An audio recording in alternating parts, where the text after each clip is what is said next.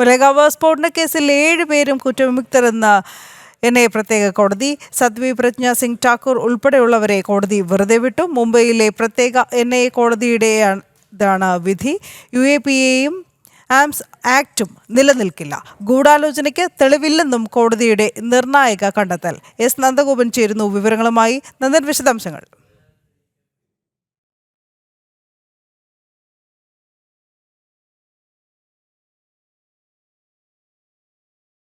മാലേഗാവ് സ്ഫോടന കേസിൽ 17 വർഷങ്ങൾക്ക് ശേഷം നിർണായക വിധി മുംബൈ പ്രത്യേക എൻഐഎ കോടതിയുടെ ഭാഗത്തു നിന്ന് ഇന്ന് ഉണ്ടായി. പ്രതിസ്ഥാനത്തുണ്ടായിരുന്ന 7 പേരും കുറ്റവിമുക്തരെന്ന് കോടതി കണ്ടെത്തി. തെളിവുകളുടെ അഭാവത്തിലാണ് ഈ കേസ് നിലനിൽക്കില്ല എന്നും 7 പേര് കുറ്റവിമുക്തരെന്നും കോടതി വിധിച്ചത്. UAPAയും ഇവർക്കെതിരെ ചാർത്തിയ UAPAയും അതോടൊപ്പം തന്നെ ആംസ് ആക്ടും നിലനിൽക്കില്ല എന്ന് കോടതി കണ്ടെത്തി. മാത്രമല്ല, ഗൂഢാലോചന നടത്തി എന്നായിരുന്നു പ്രതികൾക്കെതിരെയുള്ള ആരോപണം. അതിന് തെളിവില്ല എന്നുകൂടി കോടതി കണ്ടെത്തിയിട്ടുണ്ട്. നന്ദൻ, വിശദാംശങ്ങൾ. 2008 സെപ്റ്റംബർ 29 നടന്ന സ്ഫോടനവുമായി ബന്ധപ്പെട്ട കേസിലാണ് ഇപ്പോൾ 7 പ്രതികളെ വെറുതെ വിട്ടിരിക്കുന്നത്. BJPയുടെ ഭോപ്പാൽ മുൻ MPയും സന്യാസിനിയുമായ സ്വാതി പ്രജ്ഞ സിംഗ് ഠാക്കൂറിനെ ഈ കേസിൽ വെറുതെ വിട്ടു. ഒപ്പം തന്നെ കരസേനയുടെ ഭാഗമായിരുന്ന ലഫ്റ്റനന്റ് കേണൽ ശ്രീകാന്ത് പ്രസാദ് പൗരോഹിത്തിനെയും ഇപ്പോൾ ഈ കേസുമായി ബന്ധപ്പെട്ട് യാതൊരുവിധ തെളിവുകളും ഹാജരാക്കുവാൻ വേണ്ടി അന്വേഷണ സംഘത്തിന് സാധിച്ചില്ല. അതുകൊണ്ട് തന്നെയാണ് പ്രതികളെ വെറുതെ വിടുന്നത് എന്നുള്ളത് NIAയുടെ പ്രത്യേക കോടതി വ്യക്തമാക്കിയിരുന്നു. അതായത് ജമ്മു കാശ്മീരിൽ നിന്നും RDX അത് ഒരു ബൈക്കിൽ സ്ഥലത്തെത്തി സ്ഫോടനം നടത്തുകയായിരുന്നു എന്നുള്ളതായിരുന്നു പ്രധാനമായും പ്രോസിക്യൂഷൻ ആരോപിച്ചിരുന്നത്.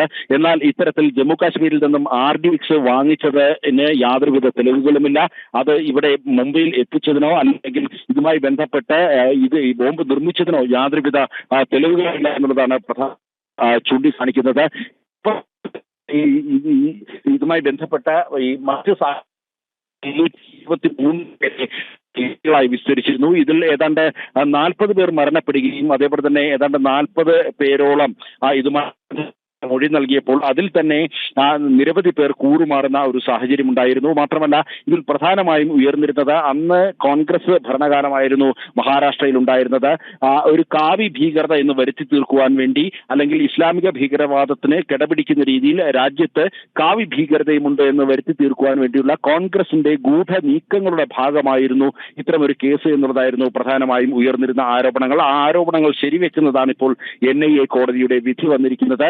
ഇതുമായി ബന്ധപ്പെട്ട് പ്രതികൾക്ക് അല്ലെങ്കിൽ പ്രതികൾ ഈ പറയുന്ന കുറ്റകൃത്യങ്ങളിലൊന്നും പങ്കെടുത്തു എന്ന് പറയുവാൻ വേണ്ടി ഉതകുന്ന യാതൊരുവിധ തെളിവുകളും ഹാജരാക്കുവാൻ വേണ്ടി പ്രോസിക്യൂഷന് സാധിച്ചിരുന്നില്ല. ആദ്യം ഈ കേസ് മുംബൈ പോലീസ് അന്വേഷിച്ച് ഈ അന്വേഷണം ശരിയായ ദിശയിലേക്കായിരുന്നു ആദ്യഘട്ടത്തിൽ പോയിരുന്നത്. ഇതുമായി ബന്ധപ്പെട്ട് ചില തീവ്ര ഇസ്ലാമിക സംഘടനയിൽപ്പെട്ട യുവാക്കളെയാണ് പോലീസ് അറസ്റ്റ് ചെയ്തിരുന്നു. പിന്നീടാണ് ഇതുമായി ബന്ധപ്പെട്ട കേസ് അട്ടിമറിക്കപ്പെട്ടതും ഈ കേസ് പെട്ടെന്ന് തന്നെ മഹാരാഷ്ട്രയുടെ ആന്റി ടെററിസ്റ്റ് സ്ക്വാഡിന്റെ ഒരു പ്രത്യേക വിഭാഗത്തെ ഏൽപ്പിക്കുകയും ചെയ്തത്.